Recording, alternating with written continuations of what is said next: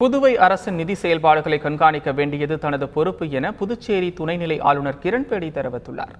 புதுச்சேரி தேங்காய்த்திட்டு துறைமுக பகுதியில் தூர்வாரும் பணிகள் நடைபெறுவதால் பல நாட்களாக மீனவர்கள் மீன்பிடிக்க செல்ல முடியாமல் அவதிப்பட்டு வந்தனர். இந்நிலையில் தற்பொழுது தூர்வாரும் பணிகள் நிறைவடையும் தருவாயில் எட்டியுள்ளது. இதனை பார்வையிட வந்த துணைநிலை ஆளுநர் கிரண்பேடி அரசின் நிதி ஒருபொழுதும் வீணாக விடமாட்டேன் என செய்தியாளர்களிடம் தெரிவித்தார். It's not a populist measure. I'm not here for populism. I'm here to see that Government of India money given to Puducherry is honestly spent and correctly spent. And if anybody does not deliver, they have to deliver. பெண்கள் கல்வியோடு விளையாட்டையும் இணைத்து பயின்றால்தான் நாட்டில் முன்னேற்றம் ஏற்படும் என புதுச்சேரி துணைநிலை ஆளுநர் கிரண்பேடி தெரிவித்துள்ளார்.